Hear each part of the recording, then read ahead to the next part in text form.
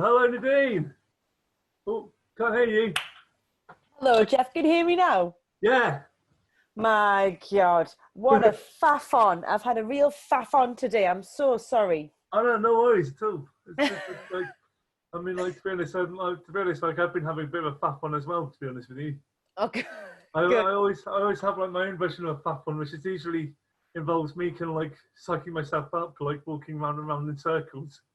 Yeah, that's what I do. I even get nervous on Zoom chats and stuff. Oh, I massively do as well. Yeah. I think it's partly because of like you don't know quite what to expect sometimes, and Even when it's me. yeah. Well, to be honest, I know. Well, to be honest, it's also the fact that I'm actually at my parents' place at the moment, so I'm using a completely different computer. Ooh, it looks nice there. I Yeah, like no, the. it's really beautiful. They live down in Plymouth, so they literally got like kind of literally overlooks the river at the moment, sort of thing.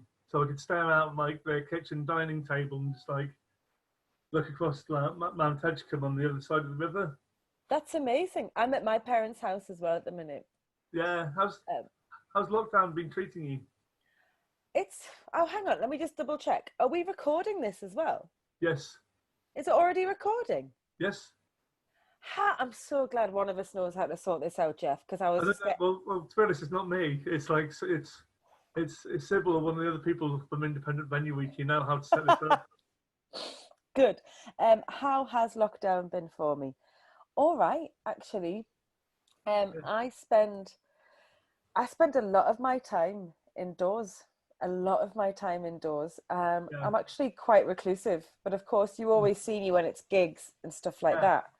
But aside from that, Jeff, I'm indoors quite a lot, so it wasn't too different for me. Mm, Um, and now I'm at my parents' home in the northeast, yeah. and they live this beautiful house. It like overlooks the North Sea.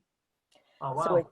yeah, it's like that's We my, both my we both kind of got sea views from where we're staying at the moment. yeah. We've both got cool parents with Yeah. good views. That's the thing is that yeah, but that's the thing is though is that because I've had to move out of my flat temporarily, so I've got people actually building work in my kitchen. I mean, So it's a bit like right, okay. Luckily, they just about loosened the lockdown just enough so I can actually kind of make the sprint from Bristol down to Plymouth. how are you, Jeff?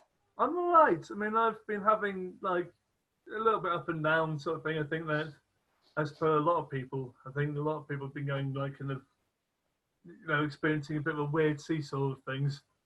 Yeah. I think that's the thing is that that's. I mean, like, I'm quite a reclusive person anyway, because I guess you've probably seen from me in the past. So how often you'd see me turn up, like, especially at your shows, and turn up really early, and I'd be on my own and say like, You were um, out. You were out a lot though. Every yeah, night. yeah. But the thing is, though, so when I didn't have that, I would always quite often like spend quite a lot. I'm quite a weirdly reclusive person myself. So like quite often people see the public front of me, but then actually the reality is that you know, I'm quite a shy person in my own front sort of thing. Have you been painting a lot, Jeff? Yeah, in my own flat, I've been doing quite a bit of like kind of I've started doing like the self portraits. So I did like one with me, which was when I was really sad. So I created it, painted it like lots of like I guess slightly lighter colours sort of thing, and then I did one where I was like really kind of like Saturday night kind of party mood. And I was like, right, okay, I'm determined to celebrate the Saturday night, but I'm going to have a great old painting session. And Nice. then the last one was when I was really angry. And like it was like the night before the Black Lives Matter protest in Bristol. And so I was feeling like kind of, yeah, I guess like kind of like really charged up and really kind of, I don't know, sad and angry at the same time. Yeah, there's loads of emotions. There's Yeah. there's also kind of for me kind of excitement as well. Mm. Excitement at the fact that maybe this will affect proper change. Yeah. And I think, when people that kind of beautiful solidarity when you get lots of people working together Mm. is such like it's awe-inspiring, like Yeah. lush emotion, but it's It's quite a lot of adrenaline that it makes, maybe. That's what you had? Yeah, but especially also with like the actual march in Bristol, which was a huge turnout. There's maybe about 15,000 people, I reckon. So were you there the day of the taking down of Colston statue? Ah. Yeah, I mean, I didn't actually see the statue coming down. Really? You're like the tallest person I know, Jeff. Yeah, but the thing is, there's that many people I know, to be honest. I've been known, especially also at the festivals, to become like a beacon, like a meeting point sort of thing. Yeah. Where people do actually do say to their friends, like, they're going to meet by Jeff. I do it, honestly, I swear down, Jeff. There's been times I'm at a festival and I'm like, I remember it happened at End of the Road once. Definitely it was there. Yeah. On the phone to my friend, like, oh, I'm at this stage. Well, where are you? Oh, can you see Jeff? And I'd always get in next to you, like, oh, bye, Jeff. Yeah, exactly. I remember like watching Lucinda Williams being stood next to you, so at End of the Road. Yeah, oh, she was brilliant. Oh man, that was great, wasn't it? That was a beautiful set because she headlined that gorgeous garden stage, eh? That was a really beautiful show. That's the thing, is it's like stuff like End of the Road and like festivals like Green Man are things which I really love. Because of its, I guess it's about like kind of, you find like really friendly audiences. Yeah, I've never been to Green Man. Actually, I'm going to take it. I'm in my bedroom and it's a total mess. I'm just going to trust me. If you think your bedroom is a total mess, man, you should have seen mine until about a couple of days ago. I'm going to get a glass of wine while I ask you a question, actually, if you don't mind. What's Green Man Festival like? Because I've not been to it, and I was supposed to play it this year. Yeah, that's my brother. It's similar. I think it's like some of the same people who work for End of the Road work for Green Man. Yeah, it's very similar sort of thing. I think it's probably about the same size-wise as well, but it's right in the middle of like the valleys. Oh, it looks really beautiful, and they always have a really good lineup. Yeah. They're very good at, like, when we, I don't know if we've had this discussion before, Jeff, but they're really good at getting the gender balance. Yeah. A much fairer gender balance than a lot of other festivals. I think that's the thing, is that I think that's where maybe like the UK has probably been slowly catching up on, has been like kind of dealing with things like gender balance and getting much more so like, I guess, varied lineups of some of the festivals. Yeah. Which one were you most looking forward to this year that unfortunately you can't go to? Oh God. Well, Primavera Sound is usually actually one of my favourite and most varied in terms of like the nerdy musical lineup, and then also that they've also got the gender balance exactly split. Which one was that one? Primavera Sound. Oh man, I've never been to Primavera. Yeah, I've been there a few times, and it's been like it's like there's been every single year. There's always been certain acts which have been like, holy fuck, they're still going, or they've just reformed sort of thing. Yeah, but I always find that their lineup is one that I'm most impressed by, because they have these huge acts, and then like smaller weird ones amongst it. Like, you'd have a really big pop act, like, I don't know, Robin or somebody, and then Richard Dawson.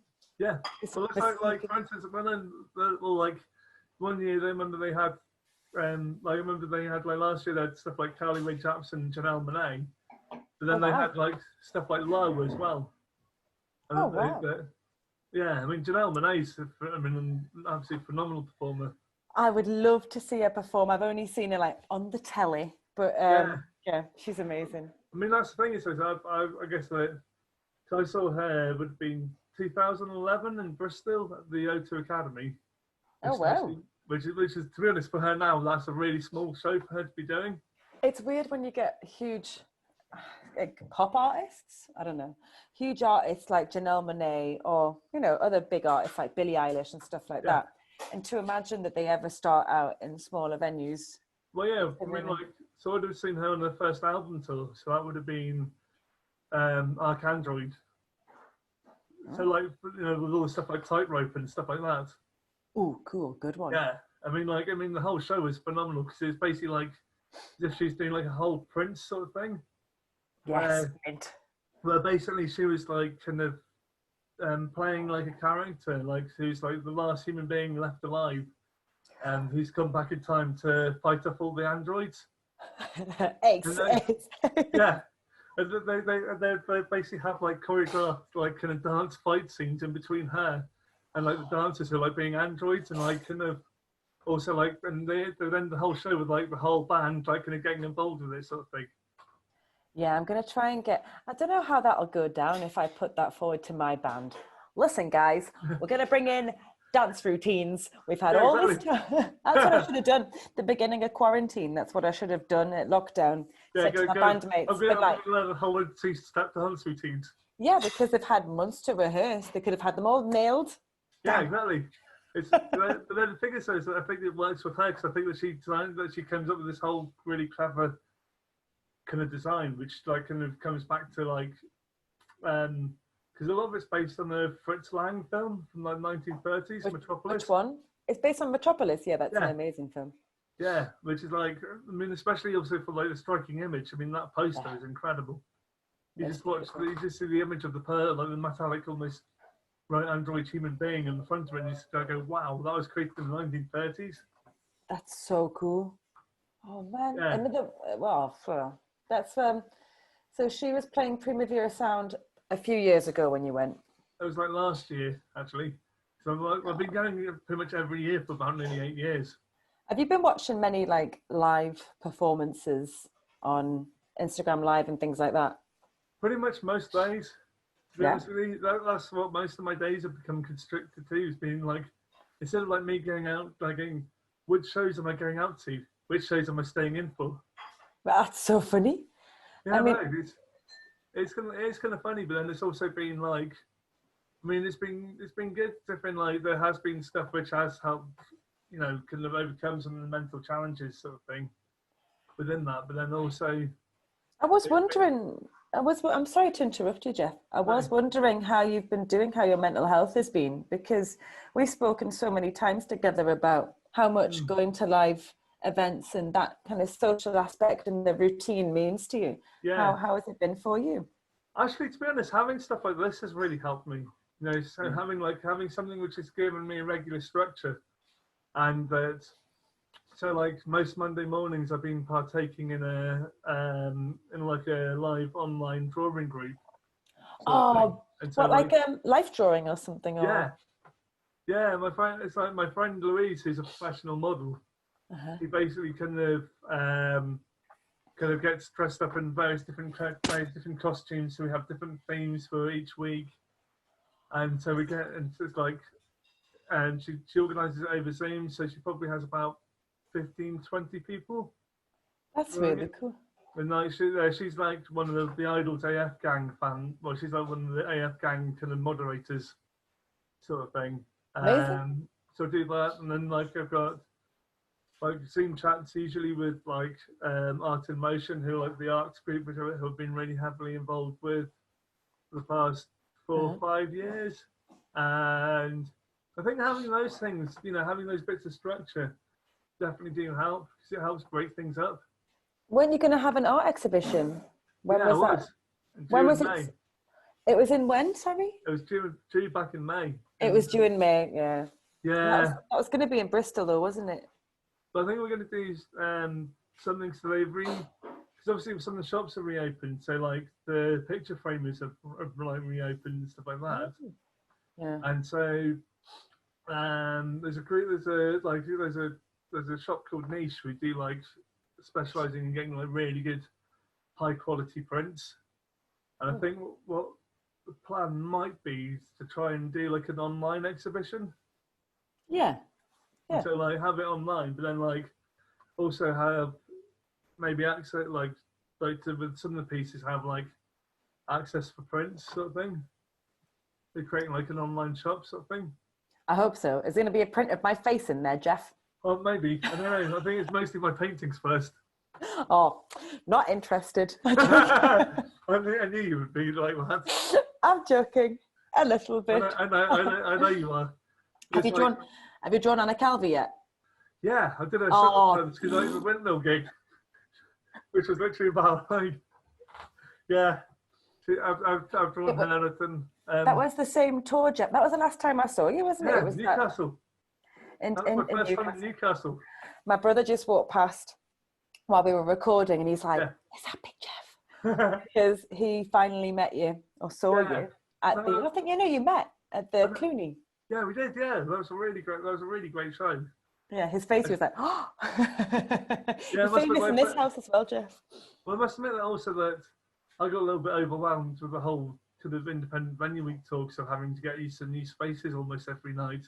Yeah. So I was wondering, like, obviously with touring, how do you have these like ways that you have to psych yourself up? I feel like kind of going on stage sort of thing. One of the frustrating things with touring is that I don't get enough time to see the new places that I haven't been to before. I love traveling, Jeff. Like, I love going to new places. I get really nervous on my own. I don't know whether it's like being a female traveling on my own. I have anxieties about that. Yeah. Oh, my brother's just blowing his nose. I don't know whether it's like I have anxieties about that, or it's just that I'm nervous on my own. I like to have a travel buddy, but I do like the excitement of new places. But then that's the beautiful thing with being with my band. I've got my kind of safety net around me. Yeah. And then when we go into new places, I can like dip my head out and like, ooh. But and I've got them guys with me, but it's unfortunate that I don't get to see these places. I guess it's partly because a lot of people will see it from the outside. They go, oh yeah, you're visiting all these places, but actually you're probably only spending like less than a day in each one of the cities. Yeah, exactly. Well, even then, Jeff, it's like you get there, at whatever time you'd get there at, early in the afternoon, and then you set up, you sound check, and you haven't really got that much time. And normally in the club type venues, and so you're having to go underground. Yeah. Or you're just indoors and it's like dark outside, and it really messes up your clock as well. Yeah. Because you don't really see a lot of daylight, and it's quite a depressing thing. Sometimes I'm gonna have to move rooms because I can't hear you too well. I'm sorry, Jeff. I'm sorry. It's a bit of a madhouse. I've got to try and find some space. This is the thing. At the minute, it's kind of, I'm not used to being with this many people in a house. It's been a long time. I'm with all of my family, and it is a bit full on. Yeah, I can imagine that actually. I mean, to be honest, I spent 3 months entirely on my own. Because I am a total reclusive as well. Recluse. Yeah. Here's my dad, by the way. Hey, hello. Dad's on the chat. But I promise you, no more interruptions now, Jeff. I promise. We've had a tour of the house, which is fun. So there's a painting. That's by my brother. Oh wow. My brothers are really, my eldest brother, they're not the one you met here. Yeah. He's a really great artist. Man, his painting, that is so good. He did it when he was like 17 or 18. Wow. Yeah, I didn't get that talent, but I can sing. Yeah, the thing is, it's like, for instance, behind me, I've got like a tapestry by one of my grandmas. Is that by your grandma? Because you told me about her things before. Can we have a look at it? Is that all right? I try and I'm not very good at like taking the camera off because obviously I've got a big computer thing. I can see it now though. Yeah. Wow. Yeah, she was like. Hang on. Yeah, she was like paint on them. No, it's entirely tapestry. Because what she'd do like a watercolor painting first. And then like she basically took that and then turned it into a tapestry. That's basically she'd do like the painting, and then she'd like on the loom she'd like basically mark out all the different colours something like that she'd painted and then turn it into tapestry. That's amazing. That's really cool. I love that. To be honest, is that where you got it from? Yeah, a little artistic street. Well, I guess that it's always kind of like naturally kind of come in my family to a certain extent. She's like, I think my mum's very artistic as well. Oh yeah, your mum made last time I saw you had like what had your mum done? She'd sewn some things onto like, these badges onto your, what was it? It was festival wristband. Yes, that's what it was. Because at one point when I first met you, I was like, Jeff, you're running out of room because you had these festival wristbands all the way up here like that. Yeah, no. To be honest, I was like Rumpelstiltskin. You were Rumpelstiltskin. And so your mum, your mum, ma'am. Your mum, she'd sewn them all together, and it looked amazing. It looked really, the waistcoat, really and she cool. also did the rucksack as well. That's what it was. The waistcoat. Yeah, I know. I mean, and the rucksack. That managed to survive me that entire tour. I was wearing that every single day. It's a really lovely creative idea of hers. It's really sweet. It's really nice. She does some really amazing stuff. Like, she's like, well, both my parents are very like communal people, and so like they're very much like kind of involve themselves into local communities. All right. Yeah, very like my mum's part of like a thing on Union Street, which is like quite a barren street in Plymouth, where every single week she's part of like it's a group called Union Corner. Right. And it's like every single week she's like kind of been changing like an art display. That you know, each and every week inside the building's window. Oh, that's lovely. I was wondering if you were going to do something like that with your stuff, maybe just. Well, actually, she did get me to paint a smile, so I had to paint a smiley face. Good. And so she did like a reinterpretation of Spike Milligan's. Was it part of the Spike Milligan poem about smiling? You know, like how a smile can be infectious. Yeah. Sort of thing. Yeah. So she did that, and she had like a whole load of boxes that she'd like kind of painted white, and she'd written that like over the top, and then like. Your mum sounds ace, Jeff. Both my parents, admittedly, they both sound ace. Yeah, to be honest, you can't have one without having the other. Which one's your favourite? I'm joking. Don't answer that question. No, I probably do. Being the younger child, probably slightly veer more towards my mum. Sort of thing. So I think sometimes like the younger children do. I'm like Jeff. Don't actually.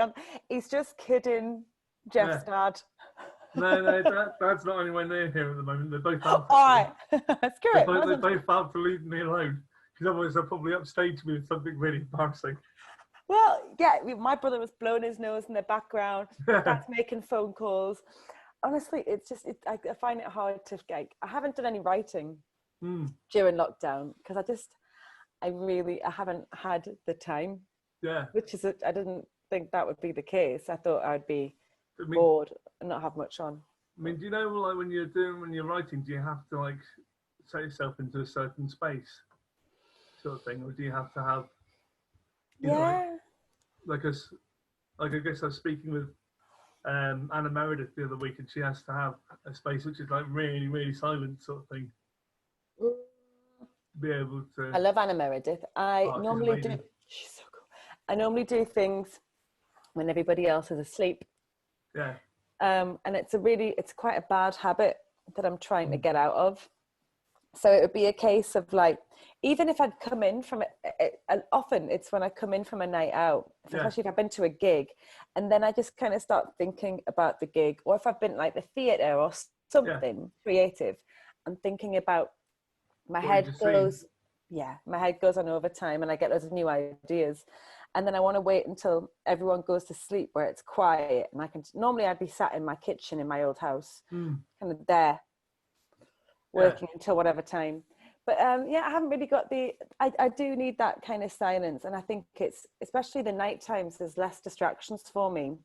Being that nocturnal meant, nobody's awake, nobody can call me or distract me, and there's no other noises. But it's not a healthy way to work. It's not sustainable. I think also the other thing is maybe it's like, if you don't have your own space, it's maybe like, I guess the fear of expectation, maybe. I don't know if you ever have that, like fear of being judged because of like, I don't know, because of having other people like kind of almost tuning in, how, I guess it's because of your internal thoughts, how sometimes embarrassing it kind of feels. Yeah. I mean, you don't seem to suffer from a grain of that. I mean, trust me, I do. Really, because I see you like, actually, I don't know if we've said this before to you, but it's like, I envy your confidence sometimes. Right. And I know that you're not always confident, but when you're at shows, you're there drawing portraits. That's a new thing you've been doing the past year or so. But you're there drawing portraits, and that, you don't really seem fazed by what anybody thinks about that, Jeff. Well, I think it's just that partly because I may not see them in quite the same way which other people see them. Yeah. And for me, it's become, I guess it's like, I'm not quite sure how to put it into words, really. I guess it's become like a sort of thing where I'm not so fazed by it, maybe. I don't know. By people's opinions or just? I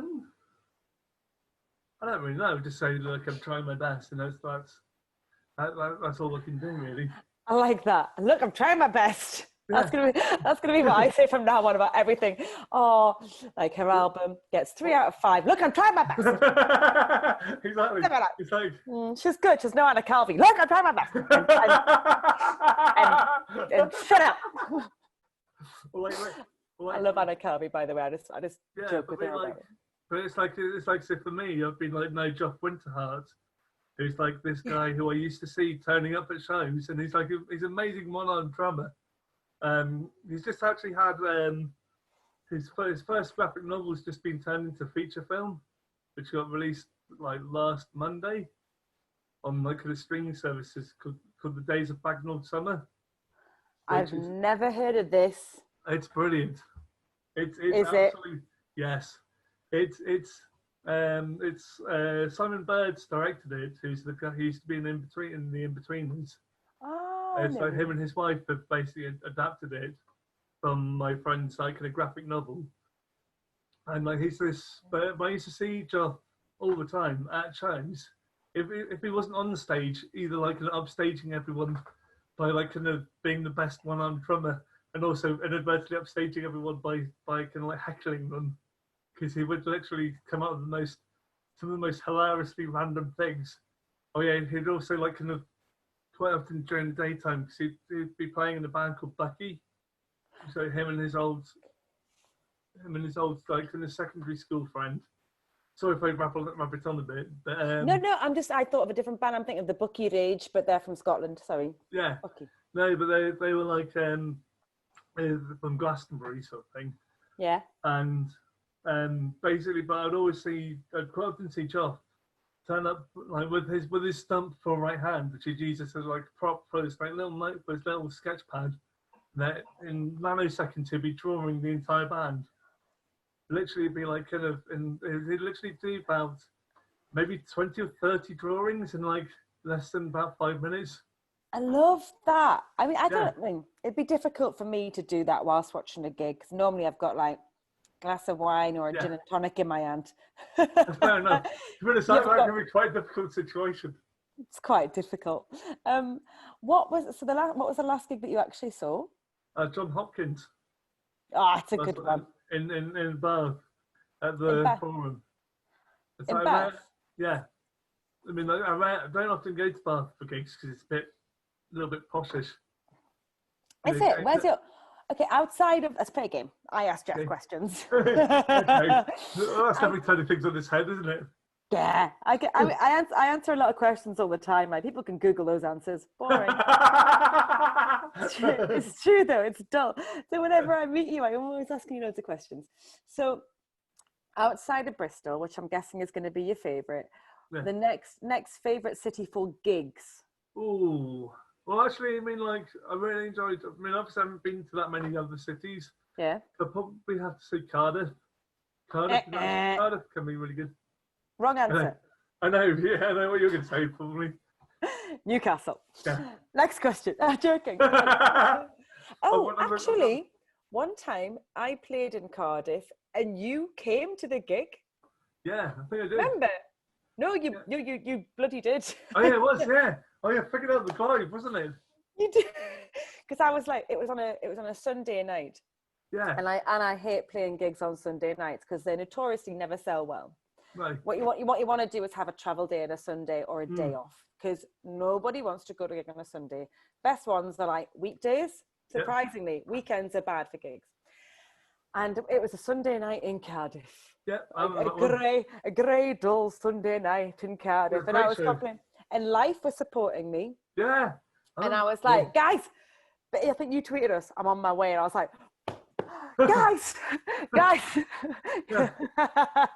man the decks. It's like create extra space. Yeah, there was plenty space. Like it was dead. No, it's a good show. But I remember it being quite busy. So I remember there being good, like a couple of hundred people who turned up for that gig. Yeah, well, you're quite good press. Sometimes I'm like, well, Big Jeff's coming from Bristol, so if you lazy lot can't get your asses out into gear. It's really funny. I'd also just come from the recording session that day. So I was doing like improvised backing vocals for the band called Iceman Furnace. Get off my job, Jeff. Get off my job. I can't. Don't worry, I can't sing it anywhere near as good as you. Or as low. Yeah, that's true. No, I definitely can't. You were doing backing vocals. Yeah, I mean, like I've done it occasionally a couple of times. Like so, the last one being Pet Shimers. I'm actually on the Pet Shimers. I think I'm actually on the Pet Shimers record. I don't know who that is. Oh, they're great. They're like a Bristol-based band who are fronted by an excellent singer-songwriter called Oliver Wilde. All right. And so it's like kind of very kind of granddaddy-esque, kind of like slightly down the pop, but like kind of really, I guess quite left field, kind of like time signatures, some of it. Yeah. Sorry. Yes. I'm going to interrupt you quite often so I can get more questions in. Okay. Who is your favourite band from Bristol? Oh God, that's a 1.5 million question. So I could probably choose a different one each week, each and every day. Today. I think it's difficult to pick just one. That's the rules. Okay. I thought, well, I'll probably have to go for Idols then, aren't I? Oh, you're going to Idols. I thought you were going to go for something obscure, Jeff. Bloody Idols. They are brilliant. They're brilliant. And I guess if you're from Bristol, you must be quite proud of Idols. It seems like you have a lot of pride about them. Well, I mean, like, it's partly just because of, like, I've seen them when they were not very good. They weren't very good for a good couple of years. They used to be a bit like, I remember I saw them once and they were pretty rubbish. And they were a bit like The National. They're trying to be like really bad. Yeah, I think they were. That's when Joe thought he could actually sing. It was funny. Yeah, well, I think, because him and Orlando are quite good friends, aren't they? I think they're big fans of the Maccabees. Yeah. I'm a big Maccabees fan. Yeah, I mean, like, I can give or take Maccabees personally, but then, like, I think... Yeah, but that album, Given to the Wild, is amazing. Yeah, that's good. First album, rubbish. Dog turd. Turd first album, Maccabees. I've told them this as well somewhere. It didn't go down very well. But actually, I just think they got more exciting, actually. Given to the Wild's a really cool album. Well, I think the thing is that, I mean, I found this sometimes with me, with like artists and musicians I like, it's a very personal thing.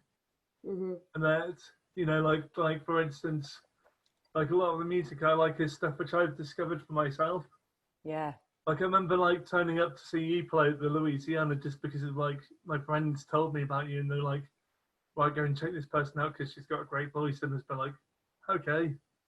So I remember like literally pegging it halfway across from like right from the centre, because I went to see Laura, She Makes War, was doing the show like she's in the centre, yeah, she's really good. And then literally kind of pegging it over to come and check you out sort of thing at the Louisiana, which is my favourite venue. You know what? That's one of those venues that I know you're such a great ambassador for Independent Venue Week. You really are. But it's like that particular venue is one of those ones for me that really sticks out because it's like they made amazing Italian food for us. Oh, yeah, Gianni's cooking is incredible. Gianni. Yeah. Yeah. So normally it's like you go to a venue and it's like hummus, celery sticks, carrots. Yes. Your face. I know, my face in general, Jeff, my face in general. And, you know, just like the usual, which isn't a rider, but it's so lovely when you go to a venue and there's like home cooked food. So Louisiana does that, but they had amazing garlic bread and it was a bolognese. I think it was a spaghetti bolognese, you know. Yeah. I remember I had like a double carb heavy meal before going on stage, which is like a massive no-no. Like, have your I'm not saying don't eat carbohydrates. Just like, you need I mean, before a gig at garlic bread as well, and you're like, ah. And you're just like... Exactly. But also, but the thing is that they have for quite a while, you know, like bands like bigger bands would actually come, especially to request the food there. So like they had like stuff like the White Stripes, because the White Stripes did their first UK show, I think, in that venue. Really? And yeah, and because they liked it so much that when they came back to like play the Answer Rooms, they demanded that they be taken down for like the Louisiana. I demand. And the same with the Scissor Sisters, actually. I can't say that band name. Really? I have a lisp, a slight lisp, and that one I find it very difficult to say. It is a bit of a difficult. It is sometimes a bit of a tongue twister. I mean, like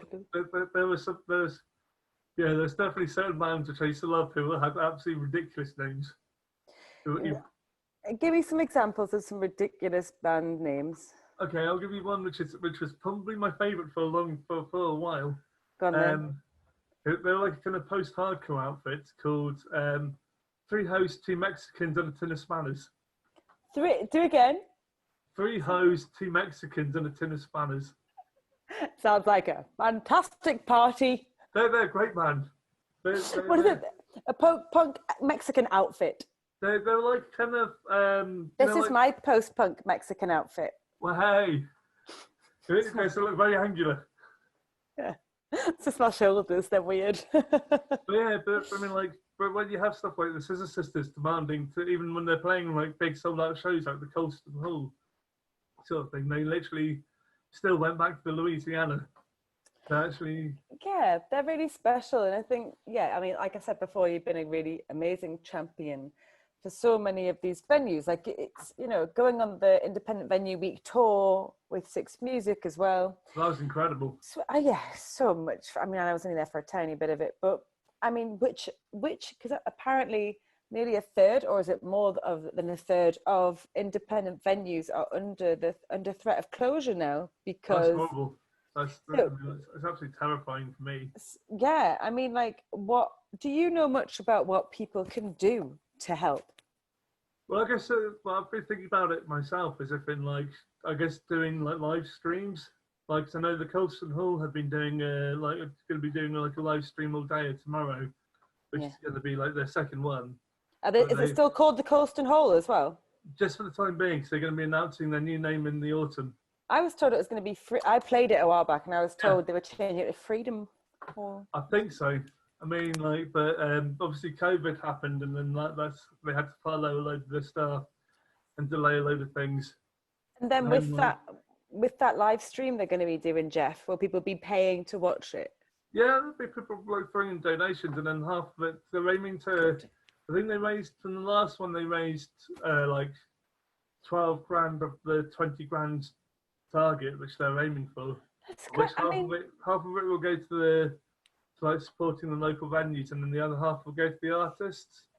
I was gonna say, because one thing I don't see a lot of, and maybe it's just my ignorance, I've not been looking in the right places, but I've been asked to do so many things for free recently and for charity, and I'll always do things for charity if I can. Yeah. But I've lost literally every bit of my work, which is actually why I'm back at my parents'. I've had to move out of my flat in London because I could no longer afford it. Yeah, so expensive. Yeah, I kind of need more musicians to talk about it. It's, you know, if people find it embarrassing and humiliating, I find it quite embarrassing, quite humiliating, but it's a fact that I live off my shows. And I think one of the reasons I've not been doing, a few people have asked me why I've not done I have live shows on my Instagram. I'm like, well, I'm not. It's my job, and I have to go to a lot of effort to do it. Especially because I'm a technophobe. I need to go to a studio and do. But also, it's like I mean, like I know that, but you can do like paid streams. Yeah, but then I feel bad because if you're the only one who does it, then you look like a bit of an arsehole. Oh, no, trust me, you're not the only one who's done it. There's definitely been like. I mean, especially like I've been looking. I mean, the ones I've paid for have been like Sharon Van Etten. Oh right, tell me more about all those then. So like Sharon Van Etten did her first album all the way through from her living room, and that was like a pay. I think that was like through a thing called Veep. I think it's like an online streaming service, and I think you just paid like think it's like I think about $15 for like the rights of streaming it. Ooh, that's quite expensive. Yeah, but then the thing is though is that when you think about it, it's like you've got to pay. They've got to make money somehow, and you would have probably been spending 15 to 20 quid on a ticket anyway. That's me thinking, ooh, that's a bit expensive, but at the same time, you're knowing that you're actually one of the reasons you're paying more even for that facility is the fact that it's actually to support the artist because they've lost all their work. Yeah, I mean, I don't mind actually if I've got the money on me and actually paying for this and actually paying for it and actually give me some money, Jeff. Yeah, will do. Yeah, will do. I'm joking. I'm I know, but then you don't begrudge doing that at all. Then no, I think that especially if it's an artist I really like, then I will happily do that. And I think that there's no. That's good. I think that there's no necessarily right or wrong way around doing things. Yeah. I think that there's definitely like ways of like you can ask for money, even if it's just like small donation sort of thing. I know. I kind of hate it. I don't like it till like I feel like I'm going cap in hand, like please. But at the same time, it's like please help me do this. What do you? I only read about these shows. There's going to be a series of shows. What's it called? Drive-in shows. Yeah. How do you feel about drive-in shows? Weird. Doesn't feel comfortable. I mean, do you drive? No. Me too. We're screwed. Well, I can go on you can give me a piggyback and I can be like, brum. That would be quite interesting. Quite interesting. I'd be like, me and Jeff are a car. Well, I do find it really kind of like weird, the whole thought of like going to a drive-in show. I guess it's a bit like drive-in cinema sort of thing. Yeah, I mean, drive-in cinema, that's cool because it's like old American movies. Yeah. But this, I mean, it's just I honestly, Jeff, I don't know what you've been told, but I don't imagine there's going to be any more gigs, like proper gigs, like in the way that we know them. Yeah. I don't imagine that's going to happen until way into next year. So I'm not booking any of my shows. I'm not announcing a tour yet. I don't want to let people down again. Yeah. But yeah, there is it's all a bit uncertain, isn't it? I think that's one of the things which has kind of like which has got a lot of people down. There's been taking away their structure. You know, like the guaranteed routine that they would have every week, sort of thing. Or like, so like you'd probably have like the guaranteed routine of like going like, here's the release date, here's the tour shows, here's the festivals that you're doing. Yeah, all the time. But like actually with my job, I'm always kind of ready or anticipating there being last minute changes all the time because that's what the music industry is like. Yeah. The music industry itself is pretty unorganized. Yeah. And things always tend to happen like last minute. And it's like, oh, do you mind doing this? Like, no, you haven't told me in advance. Oh, and you kind of, as an artist, you're expected to just jump when you're told to, or you'll miss this opportunity. So I'm actually not so used to a routine anyway. Mm. But I mean, how do you feel about going to those drive-in gigs? I mean, what if it was like, do you think it'll work for a start? Like, or do you have any other ideas, Jeff? That's what I wanted to ask you. Like, I think one of my ideas was obviously doing like stuff with virtual VR, so like doing stuff with like virtual reality headsets where you could like kind of. It's difficult to like to describe people like how it could work, but like if you could like, I guess I could have the artist like maybe pre-record a show. And then then it's like a VR thing. I mean, that's. Oh, how depressing! I know. To be honest, it's kind of weird. It's like I'm so obviously like you. I'm so used to seeing the stage and seeing like the smoke and the lights and the kind of like the whole kind of excitement of being in the room with other people. Yeah, I know. For me, it's like more than just the music. It's also like it's how I establish friendships. Really. Maybe we should all just start doing gigs in your back garden, Jeff. If I had a back garden. Have your parents got one? Yeah, they've got like kind of like they've got a really nice back porch which goes down to like a quay, so it's like a really nice grassy area. So it's like a stage, right? Yeah, you could have a stage. There you go. Turn it into a stage. Sorry, Jeff's folks, we're taking over. Yeah, just hire Richard Dawson. That would silence everyone else up, wouldn't it? Oh man, we imagine like I think that would solve a lot of problems if we could just kind of if Richard Dawson could go around doing gigs for people just like in their living rooms. He's amazing, but unfortunately, not everybody has that ability to hold a show and captivate people as much as Richard Dawson can. Just him as himself and a guitar. I mean, like he's the loudest, probably apart from Buzz Osborne from the Melvins, who I saw do solo acoustic show. He's probably the loudest acoustic artist I've seen. Have you heard him play? Obviously, when he's unmiked and he kind of just goes a cappella and sings. Yeah. He bellows. I think I saw him play in Redcliffe Caves in Bristol. What's that? It's like we've got like there's like man-made caves which like link up the Louisiana, the whole of the pubs like along by the waterfront, and it's basically like it's like where Bristol Glass, when they got the sound for Bristol Glass, was from like these caves, and also they'd be smugglers' caves, so obviously they'd be smuggling people, but smuggling stuff like sugar and stuff like that. Right, I see. Oh, they're very old, right? Okay. Yeah, and so like every I think 2 or 3 times a year they have like little events down there, and my friend who runs Q Junctions Promotions put on Richard Dawson in the caves, and it was amazing. So like you had like about 50 or 60 candles, and just like literally him, no PA, no nothing. That's so funny. It was him and there's a woman called Mette Rasmussen who's supporting him, who's like a saxophonist. Jeff, do you have I'm sorry, carry on. A saxophonist? Yeah, and so like she was doing stuff with like so the whole thing was like bring your own booze and stuff like that. Brilliant. And and then like so she got like a couple of people's like cans of lager, and was actually sticking it down the saxophone, and kind of like. And was basically what a bloody waste. Yeah, but obviously empty cans.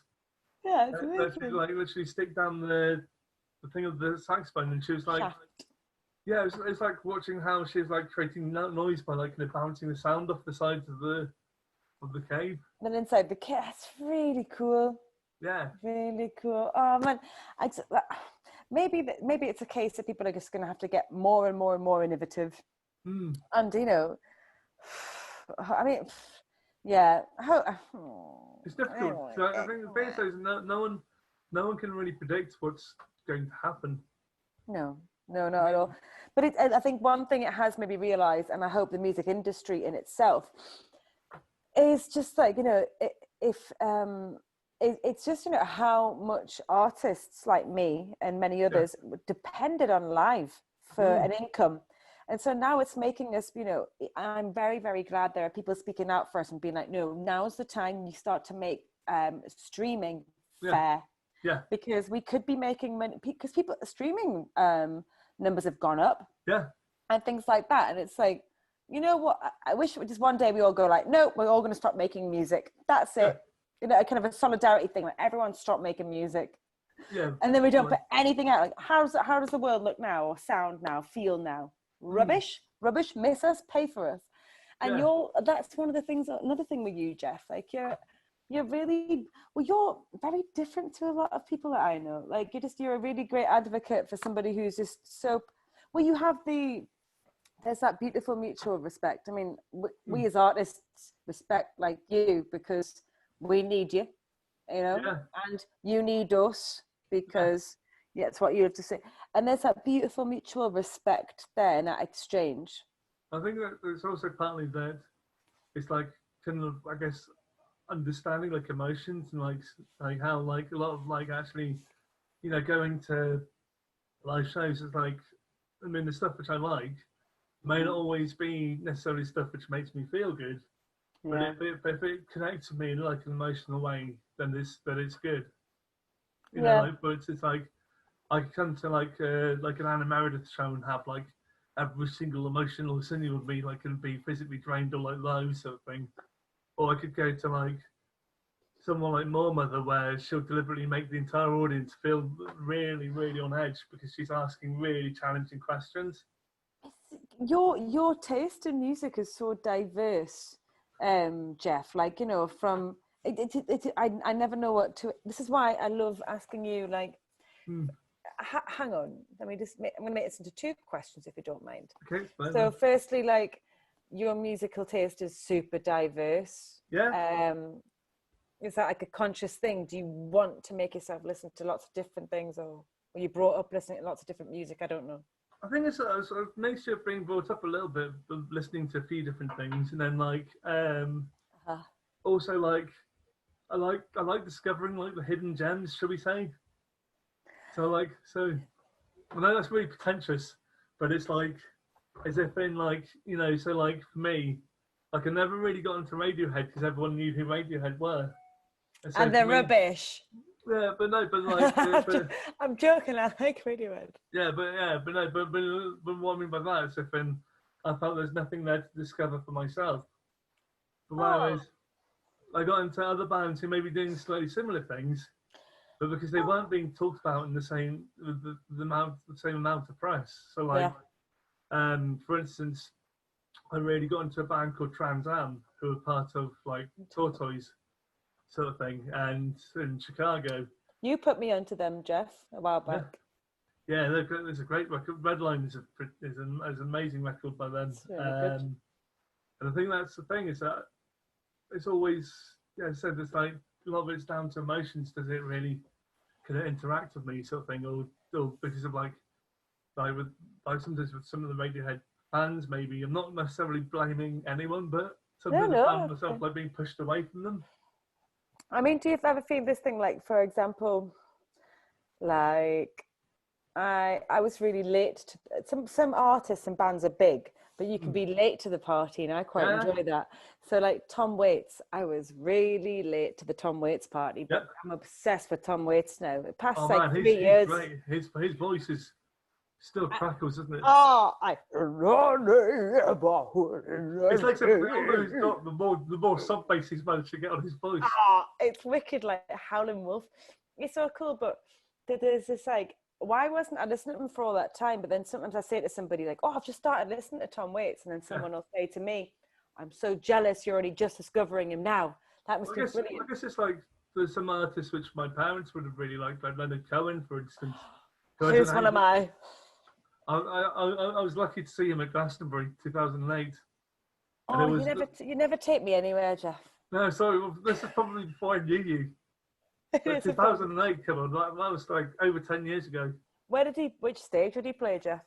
It was the Pyramid, the main stage, and he refused to have any of the cameras on because he wanted it just to be for the people who were there.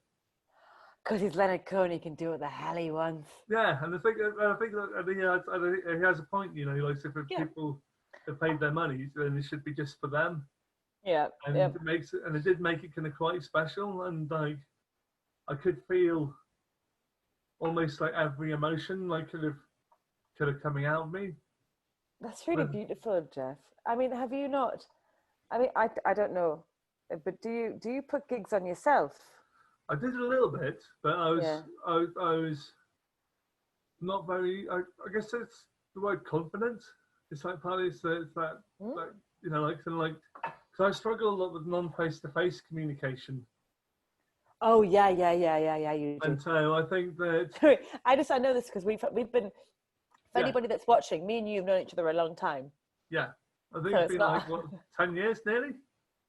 Yeah, and we've hung out quite a bit as well. So, I'm just wondering if anyone is watching this and thinks I'm being over familiar. Like, it's fine. Yeah, no, but to be honest, you do struggle with that.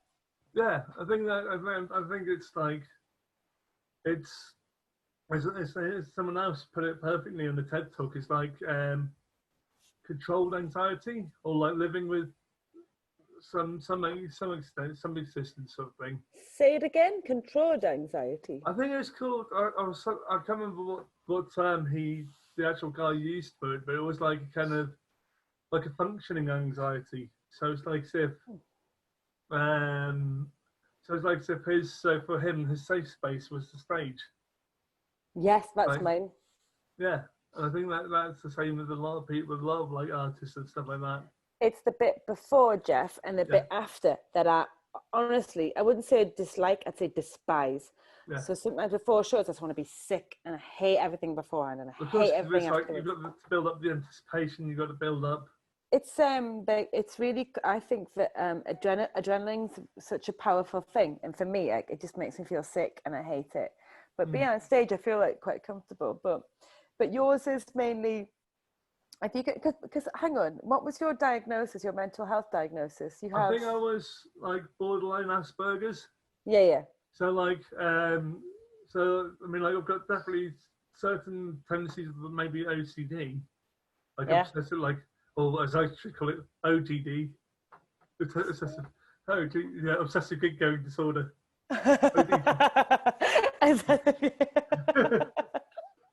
That's all right. That's fine. More of that. Yeah, but like, but also like I feel that, yeah, I mean, like, so I always knew that because I only got diagnosed about 5 years ago with officially being on the spectrum. But I knew. Oh, really? Yeah, well, I knew for quite a while that I kind of was, just because I noticed that my behaviours were slightly different to other people. And, it is. Yeah, but then also this. It's beautiful. It makes you. It's one of the reasons I love you, Jeff. You know, you've got you're very honest. One of my favourite friends for how honest you are. The way that you can retain information is just phenomenal. It's like having like a visual learning sort of thing. I think it's a superpower on you, love. It really is. I mean, no, it is. It is a real superpower on you, darling. I mean, I can even remember like pretty much my first ever rock gig, which would have been. What was that? Skunk and Nancy at Ashton Court Festival, 1995. I'm going to tell you, I was meant to be playing Glastonbury this year. Yeah. And I was on the same stage as Skunk and Nancy. Wow. I'm really upset because me and her were destined to be best friends. Yeah. I've never seen them play, Jeff. How was that gig? Incredible. Incredible. I mean, like, but that's the thing, so especially for like a 12-year-old, when you think about it, it's like quite revolutionary when you're hearing, you know, a black bisexual frontwoman, you know, fronting like a hard rock band, singing about like kind of obviously like racial tensions and singing about, you know, like different aspects of maybe religion and different cultures sort of thing. Did you hear that thing, Jeff, about, you know, when, was it Stormzy or somebody who said, like, I'm the first black person to headline Glastonbury? No, he wasn't. Not true. I think it maybe, he might have got a little bit carried away with his own, a little bit with his own hype there, but I think he's maybe like, he's the first, like one of the first UK black males. I mean, yeah, he definitely is. But I think one of the problems is that, you know, like, to forget about Skin. Yeah. Like, how the bloody hell can you forget about her? I know. To be honest, I mean, apart from on that day, my mum and my sister wished that I could forget about it. To be honest. Say again? So my mum and my sister, because basically I inadvertently ended up accidentally watching them. Because I was like, the whole story is that I was due to meet. Was that at the time I was very into like fossil collecting, so they had like, it was a big festival. Wait a second, you can't just drop a bombshell on me like that. You're very into fossil collecting. Yeah. Where do you find fossils in Bristol? Well, I mean, like, not so much Bristol, because I didn't grow up actually in Bristol. I grew up in the middle of Gloucestershire. Oh yeah, forget about that. Sorry, I should have. With your little spade, my brother used to work on Time Team. You would have loved that. Wow. Yeah. You your little spade finding fossils. That's amazing. Well, I didn't use a spade. I just mostly like kind of used my hand and basically like kind of. I began to like kind of piles of stones, but then it's also like living in. But then also like living in the middle of Gloucestershire, we weren't far away from like the River Severn. Yeah. And that was an absolute haven. Actually, I imagine where we are here, Jeff, would be a haven for it, because we're overlooking the North Sea, and like I imagine. Of course it would be. You go down on the beaches, and it's also about having like the sharp eyes sometimes and finding things. Maybe I can because I've got this app on my phone that I've been so bored during lockdown, Jeff, and Yeah, and I should be calling you more often, really, shouldn't I? I've been got this app where I can identify plants. I'm like, because I always look at things. I'm just constantly hungry all the time, Jeff, and I'm like, oh, look at that! Can I eat it? Look at that! Can I eat it? So I've got this app, and I can identify plants and flowers on it. It's not just for magic mushrooms, but yeah, but that'd be so nice because obviously I go for walks on the beach nearly every day, and I find these really cool looking rocks. And I've always collected rocks. Yeah. But I'm wondering, like, what is this one from? It'd be so handy to have an app. Maybe I just start FaceTiming you, and I'm on the beach. I'm like, Jeff. Oh, how's this? We're like, okay. I'll be like, but basically, and so like, going back to the Skunk-Nancy story. All right. So I've got to tie things together, otherwise it would just be like, okay, what the hell? Jeff, somebody has to. It's not going to be me, so carry on. Jesus Christ, I mean, there has been someone who's been trying over for quite a while. You're the only grown-up here, so carry on. Really? I don't know. I wouldn't call me much of a grown-up. Yeah, basically, so I went up in amongst the stalls at Ashton Court Festival, which was a huge community festival up on the Ashton Court estate, which is right on the outskirts of Bristol. And I remember like kind of going to all the stalls and stuff, and like and I remember going back to the meeting point in my head, which was exactly the time which they were supposed to be meeting with me. But guess he didn't turn up. Neither my mum and my sister. I was waiting there for about half an hour. Try their best to lose you. Kind of, yeah, probably. Then, like, I found myself inadvertently stumbling back into the festival site, and I kind of accidentally happened upon Skunk-Nancy. That is a happy accident. Yeah. Well, the 45-minute car drive home, so obviously the miscommunication, because like we were there with also some friends which I bumped into. Yeah. It was like they basically both my mum was angry with me because I've had a reputation of getting lost in big crowds in the past, which had involved me like ending up in police cars and stuff like that. They basically think like, look, he's talking to, but in the middle of Norwich. Good reference. Yeah. And then yeah, I remember the entire 40-minute drive home was basically me going, she had a powerful voice, didn't she, Mum? She had a powerful voice, didn't she, Mum? You know, for the entire 45 minutes. Because I was like, I think it was like about a week before I turned, about a week before I turned 13. Yeah. About a couple of weeks beforehand. I mean, I only recognised them because they played Top of the Pops that week. And I recognised the bass player's headbanging. Do you still like Skunk-Nancy? Yeah. Have you met her? You met Skin? Very briefly. I probably would be. She's definitely one of the people which I'd like to get on these chats, sort of thing. I can ask her. She's my new friend, Jeff. Well, hey. She's my new best friend. She doesn't know that yet, but she is. Yeah, you should totally get her on here. She's mint. What I was going to ask you as well. Yeah. Yeah, I mean, I suppose at the moment when people are talking about about prejudice, you've never held any prejudice. Because you go to every person's gig, and I guess like you see people from all over the world, and some of the music that you've turned me on to is from people from so many different countries. Yeah, like you've got such a varied taste in music. Where else have you been to see music in the world? I know you were supposed to go to Austin, Texas, and so I know you didn't get to do that. I've never really been in that many places. That's the thing. So, I mean, I've done Barcelona for Primavera Sound. Yeah, but I'm quite surprised that you did that, Jeff, because I would have thought with things, certain anxieties that you have, I would have thought that would have been really stressful for you. But I love the fact that it's not, mate. Well, I kind of was and wasn't at the same time, but then I enjoyed it so much that I was like, right, I'm going back the next year. Who did you go? Did you go on your own? Yeah. And then you see people you know. I flew out with a few people and flew back with a few people, but effectively, because I struggle with, I guess, sometimes doing things in groups. Yeah. Like, so that's the reason why, for instance, at festivals, and most gigs, I'll nearly always be on my own. Not necessarily entirely out of choice, but it's also partly because of, it's like me going, hey, I want to do this, and then like I'll go like, right, okay, maybe see you guys some other point of the day. That's why you and I need to hang out more often, because you can be as blunt as you want with me and I never ever get offended. Ever. Yeah, but then the thing is, Nadine, I couldn't bother to talk to you anymore. Fine. Yeah. Give a shit. I see you. See ya. It's fine.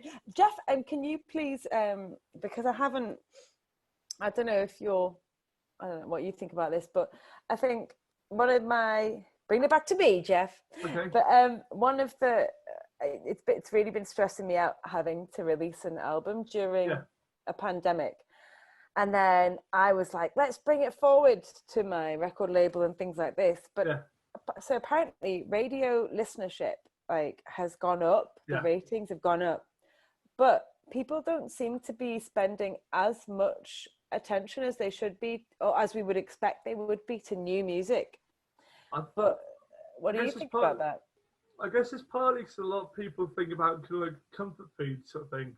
So when when like the huge emergency kind of kicks in, people go into their I think everyone has like a kind of comfort food sort of music. So they'll go back to listening to their records when they were like teenage years, early 20s, when they were like.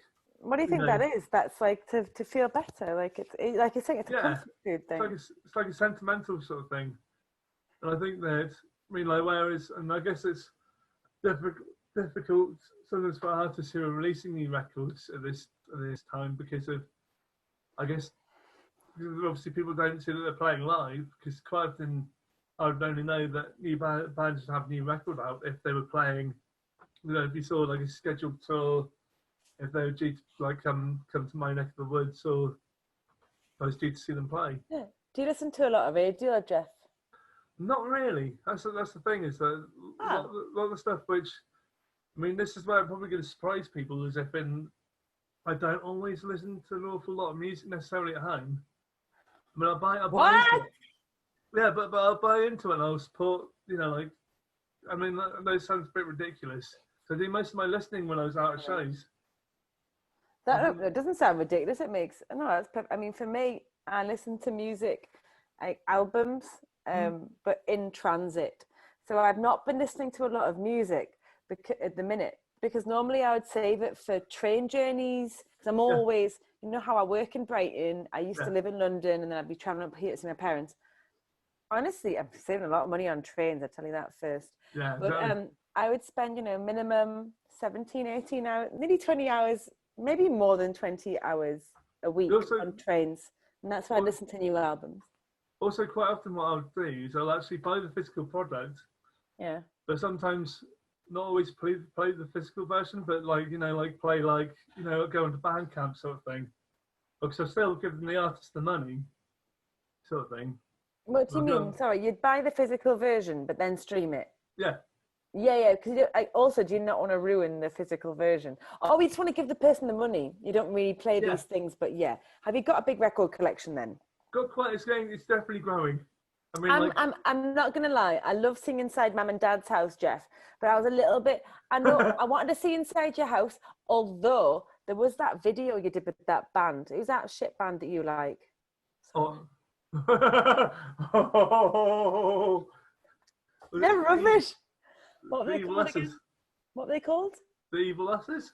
No, man, they're worse. They're like Augustines. Augustines. Yeah, fair enough. If you don't like them, you don't like them. But they did a video in your house. Yeah. And a music video, and I was watching it, and I was like, yes! I think one of my set lists was on the wall. Yeah, it was. I think there's actually several of your set lists, and one of the posters as well.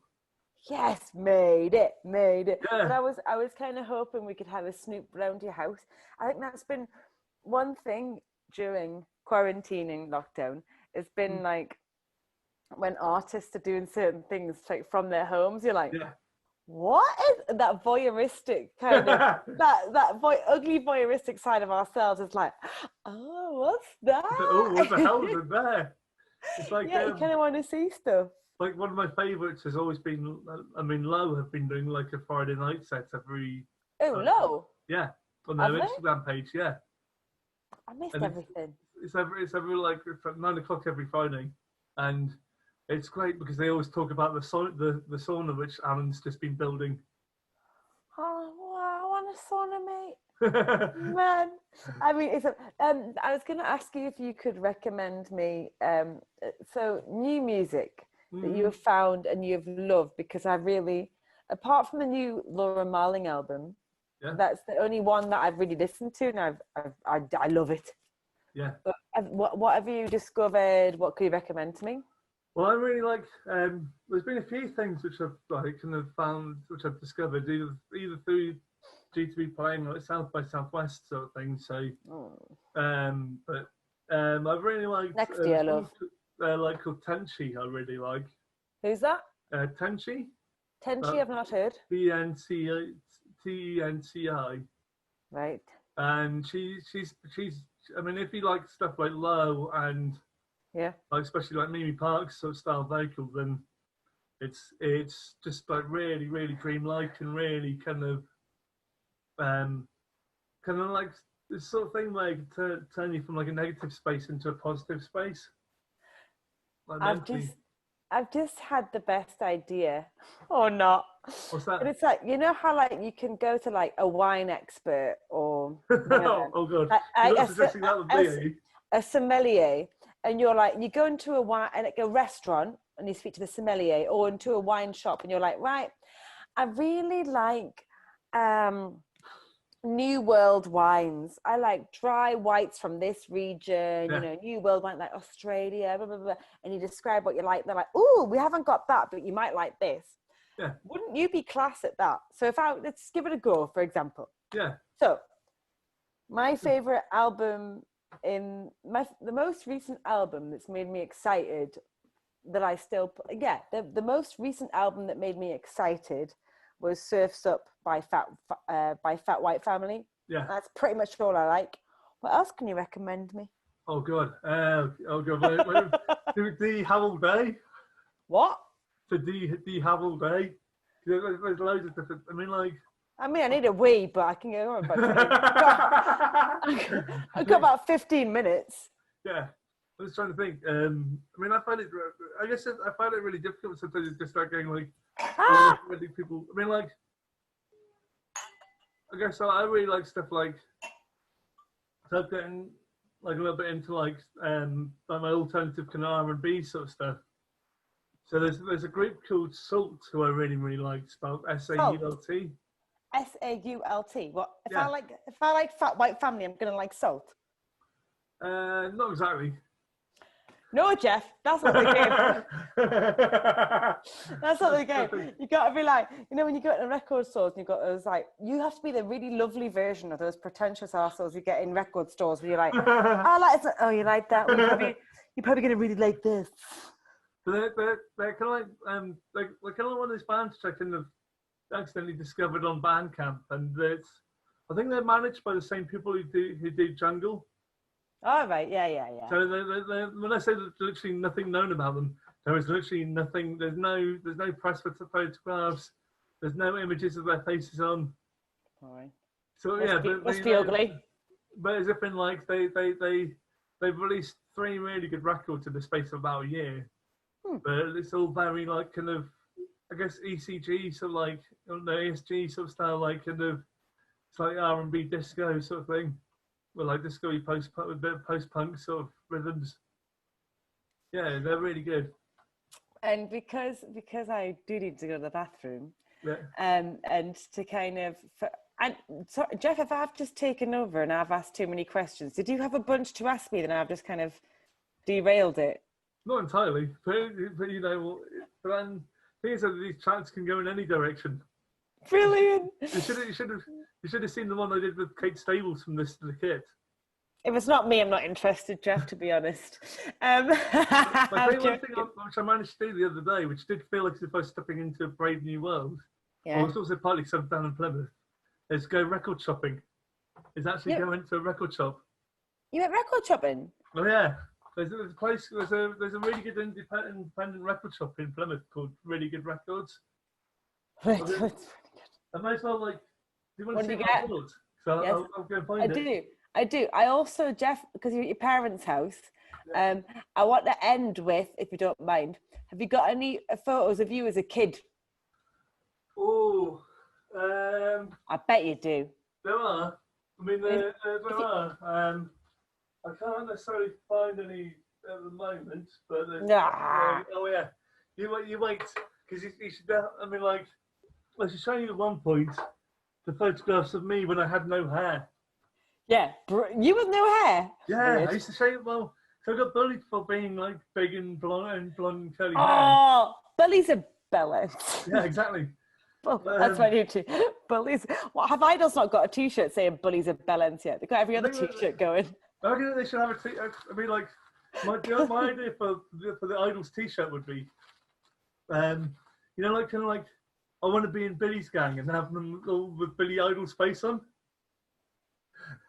Yeah, no, Billy Bragg's face. Yeah, but anyway, this is no Billy Ocean. Carry on.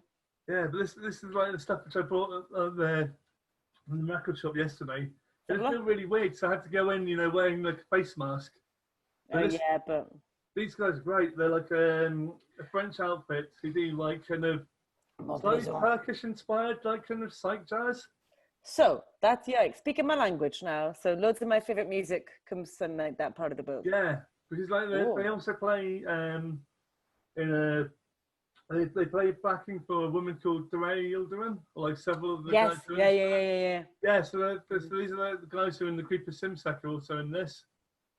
Sweet. Yeah, they're really. I discovered them at YMAD, like one year. Oh, YMAD's mint. Yeah, it's a great festival. I got a bit of classic dad rock. So Rainbow. I don't know what it is, but I imagine I'll hate it. No, it's great. Well, to be honest, it's like it's got some great songs in it. I mean, who's it by? Rainbow. I don't know who Rainbow are. I know the TV show Rainbow. That little lad with the zip for a mouth. Come on, since you've been gone. Come on, such a classic rock tune. And you know what I mean, like since you've been gone, I can't breathe for the first time. No, not that tune. Kelly Clarkson. No, this is like an old 70s. No idea what you're talking about. You're gonna have to sing. Jeff, you're gonna have to. It used to be a sort of thing when I was about 6 years old, doing embarrassing dad dancing whilst doing air guitar moves. You're gonna have to sing it, Jeff, or else I'm not gonna know what it is. Yeah. Nah. Some Princess Nokia. He's like sort of alternative hip hop sort of stuff. I know Princess Nokia. She's class. And this is the most random one. This generally was random. You might laugh at this. It's a collection of Chinese folk songs. No, that's the kind of stuff that I buy when I go to places, Jeff. Yeah, it sounds brilliant. Brilliant. What on the back, does it show you which instruments are listed as played? No, I think it's a bit difficult to read. I think some of it's in English, some of it's in. Is it Mandarin or Catalan? No, I think it's all the names are mostly in English, but I think that it's all like traditional Japanese instrumentation. But the thing is that my parents Chinese. Yeah, but there's like I've got some Chinese folk stuff. I found a record somewhere. I can't remember. You know what? Have you ever looked at Finders Keepers, that label? Yeah. It's a guy called Andy Votel who runs that. Yep, and I know Andy. I love him. He's Jane Weaver's husband. Yeah, I know. The last time I bumped into them was actually after Janelle Monáe at Primavera Sound. You and your name dropping is just getting cooler. Sorry, and I bumped into, and who's there? They were there with their kids as well. Oh yeah, they're the best. They're so lovely. But he introduces people to so much music from all over the world that you never had heard before. But check out which instruments are played on that album. But it's like stuff like I really love the tie-dye compilation that he put out. I've not heard that. Which is Taiwanese, well, it's Thai psychedelia from the 1970s. You know, back in like how, you know how back in like the 60s and 70s, obviously certain records you couldn't get into were banned from certain countries. Yeah. So basically what they do is they get people to recreate them. Exactly. And so like, you end up with like kind of Thai rip-off versions of like Black Sabbath and like kind of, so there's a whole compilation of like all these songs which basically clearly rip off, you know, like Sabbath, Hendrix, the Beatles. Brilliant. It's always one of those records which nearly always comes out on one of my DJ sets. I'll be like, right, okay, he fancies like the kind of Taiwanese, the Thai version of like Iron Man, but with like me, I do. That's kind of stuff I play all the time. I mean, like that kind of like some of my favorite music comes from like Turkey and Iran in the 70s, but like psych music from there. One of my favorite songs from India, it's like a real Beatles ripoff, and it's called Pretty Priya. It's like, she's so pretty, she's very, very, very, very pretty, pretty Priya, and it's like a total ripoff of the Beatles, but exactly like you're saying, some records are banned in certain countries, and yeah, we're lucky to have Andy Votel there to bring us music from there, you know, reaching corners of the world. Is that we're also, because there's so much stuff which gets overlooked at the time. Yeah. You know, sometimes because we're churning out so much stuff that we don't always take a pause to look back and go like, actually this, you know, like there's so many like, supposed lost records. Yeah. Or maybe records which weren't, shall we say, promoted by record companies because they had other bigger acts which they had to look after. Oh, yeah. Yeah. But like, like for instance, I'm trying to think of like one of the things I used to love doing, especially in Bristol, there used to be a record shop called Replay on East Street. And I go in there quite a lot, but I go in there with a little bit of money, but I wouldn't necessarily go and buy necessarily the new releases. I'll go into the promo boxes for about 10p CDs. Yes, ace. Yeah, I found some amazing stuff through there. I mean, like some of that, but then some of it will be gold, some of it will be absolute rubbish. But you're quite sold on the artwork. Yeah, because I'm surprised you haven't made album artwork. Yeah. Actually, I did do a project. I've been doing a project with Art in Motion where I have been doing like imagined album covers. Go on, mate. There was actually one painting which did actually get used for a charity album, which was just like released like for download only for like NHS charities. Nice one. Yeah, which got used. But I mean, that's the thing. The thing is, I guess it's about like, I guess part of it may be like the confidence sometimes in either showing people my work sometimes. You know, we've got, have I not told you that saying that we've got in the Northeast about confidence? Yeah. Can you remember what, yeah, I haven't told you. Shy Bairns getting out. Yeah. So it's like, if you're shy, you don't get anything. Shy people don't get anything. So it's like, be a bit cheeky. Yeah. Well, I love that, Shy Bairns getting out. Well, to be honest, I'm gradually learning that because I basically like I found that through doing these chats that it's like as if my attitude, or like through other like things which I've done, is that my attitude has gone from like going, oh, I might try that to fuck it, throw me in the deep end and see if that floats. Yeah, it's good. It's good. Do you ever do that thing where you're like, I do it still, where you like dare yourself, like, okay, I might not do it, but I'm going to dare myself to. I'll go to the venue. This is what I do with gigs. I dare myself to get ready. Dare myself to go to the venue. Dare myself to do a sound check. Dare myself to go on stage. And you just kind of do it. You just do. But you're doing an amazing job, Jeff. Like you're good at interviewing people or chatting, you know, about music and stuff. You make me feel very comfortable. But I think people watching it, you don't really want to see an interview as such. It's just kind of two people who are passionate about music. Yeah, totally. No, you go. How using like music to overcome various difficulties that we may have overcome in our past. Yeah. Like I used to, I don't know if you know this, but I used to have like when I was like kind of shaven-headed 20-year-old, I used to have like an alternative rap split personality. You used to have what? Yeah. Like I used to have my own alternative hip hop personality. And basically is he gone now? Not entirely. I was about to say, good riddance. I'm joking. Yeah, because basically he. What was it? Tell me about that. Oh, what Manic F? Who was basically basically was really influenced by like an alternative noise hip hop outfit called Dialect. I don't know And at the time when I was discovered them, I was going through like I was still kind of coming out the tail end of some personal grief.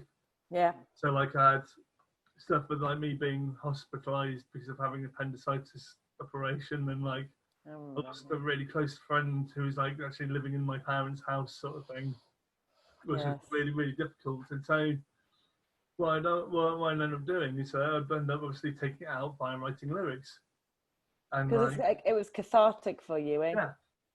And then so I developed this rap split personality called Manic F, and the whole idea was that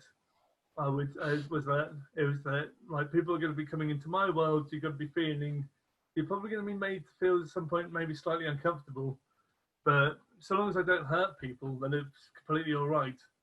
But basically, like I create these really cheap and nasty backing tracks on my dad's computer, like a cheap bassist sort of thing, and they were genuinely horrible. I mean, like I'd go, I'd click on, like when you get like those computer programs, and like you get like a whole line of notes sort of thing. Oh yeah. Basically, your MIDI file. Yeah. Well, basically, I'd create one pattern, then I'd repeat the line below, the line below that, the line below that, the line below that, the line below that. So basically, why not? You'd be surprised how many pop songs are like that. Yeah. But basically, if someone like a sound engineer was to analyze it, it was basically like dense walls of black. Oh yeah. Because you're looking at it, going like, I had probably about 20 octaves going on one instrument channel at a time. What, more than Mariah Carey? Yeah. But these days, it should make it sound melodic. I was making it sound as nasty as possible. That's good. I like that. I mean, but that was a way for you to kind of navigate your way through grief and navigate your way through many of the things that were really harrowing at the time, eh? Yeah, and I think still things which are still slightly processing at the moment, but I think that it's also, like having those things where, because I grew up in, I guess, mostly in a teenager, and I felt to a certain extent like as if I was in a weird fishbowl. And then it's like having these things which happen, just like expanded the bowl gradually even bigger. Yeah, yeah. Well, I mean, I hope it doesn't offend you what I'm going to say, Jeff, but I'm like, I do need to go for a wee desperately. But I'm really surprised at how good you're doing, because like it's always seemed to me that you're going to gigs is so ingrained and vital to your well-being. Yeah. And honestly, buddy, I can't tell you how chuffed I am that you're doing well, that you're thriving. I'm really happy. Well, I'm trying my best. I mean, we all have our blips, our up and downs. I think it's a lot of confidence. Oh, look, here comes my dad. Yay! Jeff's dad. Don't. He's out front. I think. Yeah. He's gone again. Don't tell your dad you said your mum was your favourite. Just kidding. Yeah, I know. Well, he knows as well. Oh, what favourite? Both favourite in different ways. Yeah. Well, Jeff, I desperately need a weebie, but it's I'm really happy to see you, mate. Lovely to see you too, Nadine. And please, will you send me? Okay, there's two things I want you to send on Twitter. Please send a photo of you with the shaved head. Yep, you are bald. Oh, yeah. And if you could recommend some more new music to me, I'd really appreciate it. Yeah, I'll definitely try. And I mean, as I said, I guess it's been a bit difficult, sometimes finding some of this stuff. Yeah. But then, there's always going to be ways. Yeah. And then also, I need to get your address to send you a new album as well. Oh man, I'd love that. Pleasure. I'll get Sybil to I'll somehow find a way of messaging it over to you. It's fine. All right, buddy. I really enjoyed catching up with you, mate. Oh, it's been brilliant. It's really cheered me up. Thanks. Yeah. Also, that really distressed me because I was doing these. I do actually get quite anxious. So, I mean, I know it sounds ridiculous, but mentally in my head, I kind of oh look, here comes my mum. Yeah, Hey, Jeff, Mum, Mum and Dad. Okay, that's definitely see Mum. Come on. May as well come on in. Hello, Jeff's Mum. Hello, Nadine. Hi. Hi. I was talking to Jeff before, and I said he was chatting about you and his dad being very creative, and I was commenting on the last time I saw Jeff was in Newcastle on the Independent Venue Week tour. Oh yeah.